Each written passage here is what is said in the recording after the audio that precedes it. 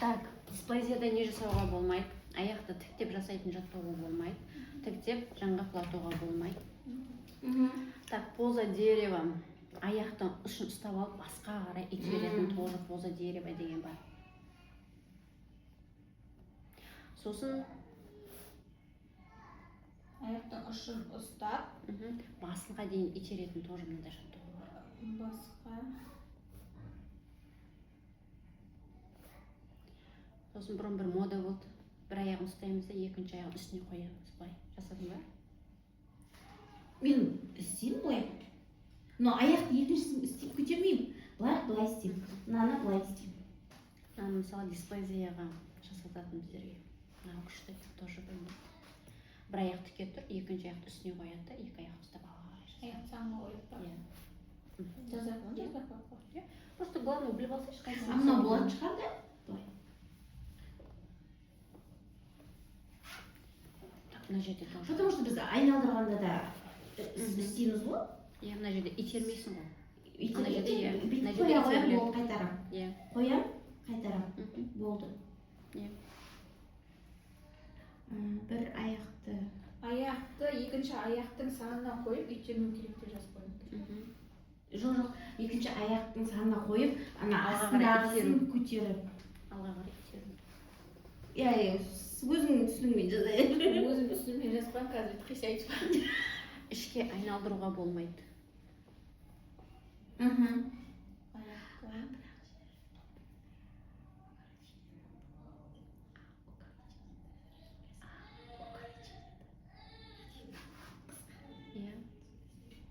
Вообще болмайды.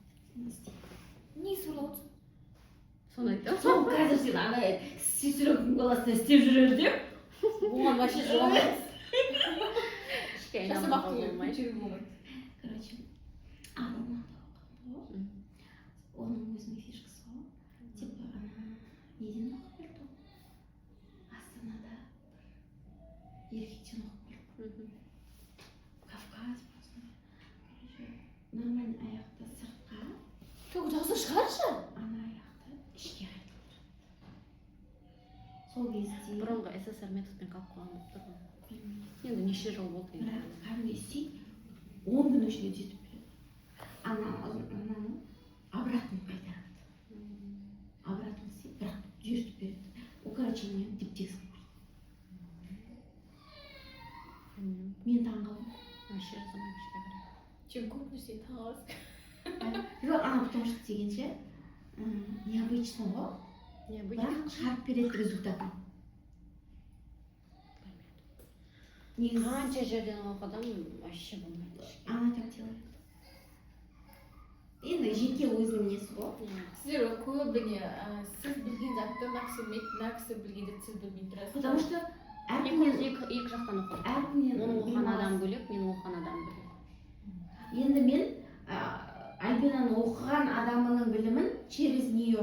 Жаңа мен айтқан 90 біз екеуміз де істейміз. Запал жазалым.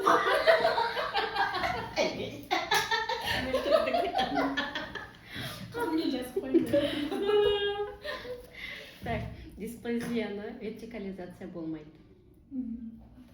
Бізде обычно ойбай бала тұру керек, бүйту керек, бүйту керек. Негізі болмайды. Ана ошақ шығып кетсе, сосын отырады. Тұру керек. Оны кімдер болады, бір әкелер болады ғой, видеоға түсіріп. Аяқ балдар бүйтіп жатады ғой. Көрдің бе? Менің қызым қалай тұратын? Иә, өзін көтеріп жатады. Жабақтап. Қыздар еще бүйтіп тұрады ғой. Иә, неге сөйтіп тұрады? Үйретіп салады? Дрессированный дей ма, не дейді? Дрессированный дейді ғой. Ондай балама сөйтіп, не тұра қалай тұрады? Мен балдарына сөйтіп тұра алмайды, әкесі істесе де. Қалады, или мен бізге қорқақ. Біз әкеміз қорқақ еді. Так, дисплазияда нені тексеру керек?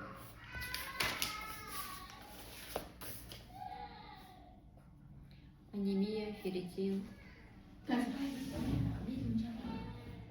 О, машина болды, очень тоқтай. Болды мына соңғысы. Анемия, ферритин, кальций,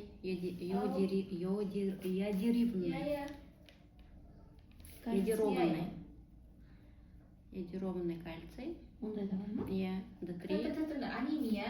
Анемия, ферритин, Ферритин. Ферритин. Кальций йодированный. Кальций. Йодированный кальций. D3. Питаниесін қарау керек. Питаниесін дұрыстау. Мысалы, егер балада анемия болса, дисплазияны емделу қиын болады. Потому что анемия ол бізде қан айналу процесіне жұмыс жасайды. Егер ол балада қан айналу процесі іштен төмен болса, мен сырттай айналдырғанмен оған ешқандай көмек Қазір бермейді. бүкіл бала анемия ғой.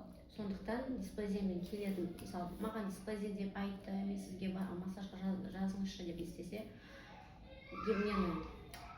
гемоглобин, ферритин, солар тексеріп алыңыз деп осы анализді айтамыз.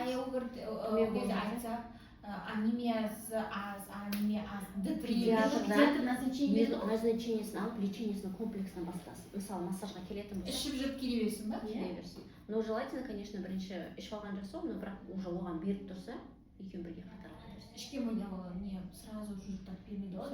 Сразу хотя бы организміне барып тұр D3 ғой. деген мысалы қанша берсең де не тапсырасың ғой, D3 сонда аз дейді балада ше.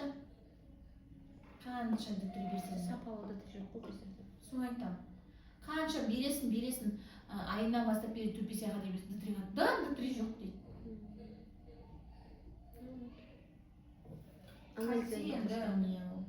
Просто мен байқағаным, когда балада анализ жағынан тоже қолға алады, балада жақсы нәтиже шығады.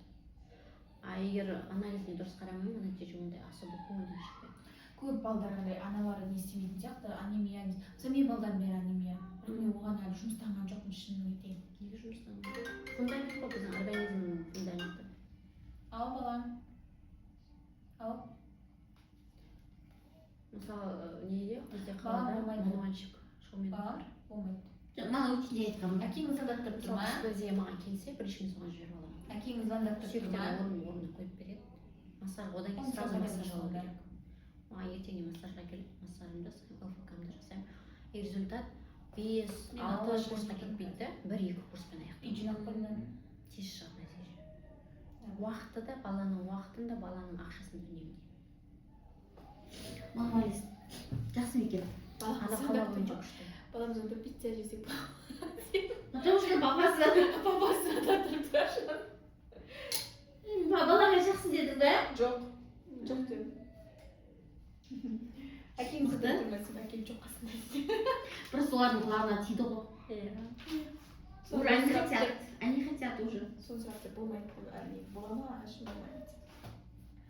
Апай қайтуға бола ма? Болмайды. Кешікпей келетін болсаң қайтасың. Апай, үйге қайтуға болады ма дейді. Так, қыздар, ертең суббота, қандай уақытта болсыңдар? Да бос емеспін мен. Мен мазаман деп. Таңертеңгі уақыт. Жоқ, таңертеңге. Зумға ғой. Жоқ, біліп тұрмын. Таңертеңгі уақытта менде. Ұйықтаймын. Иә. Тоже ұйықтаймын. Мен суббота воскресенье где-то 10-11-ге дейін менде Отбой. 10-11 деп айта алмаймын, 12-ге дейін. Сен мен бұл Кешкі уақыт. кешкі уақытта можно. Кешкі уақыт. Бір Давай сағат кешкі уақытта болсыншы. Бір-екі Бүкіл сағат. шаруамызды бітіргеннен кейін. Именно уақытын сразу белгілеп алайық, чтобы ертең, кстати, вообще, телефон номерің қандай, құдай үшін. Осы Звонок баратын номер берші. звондап көріңіз. Бәрі біледі. Пожалуйста.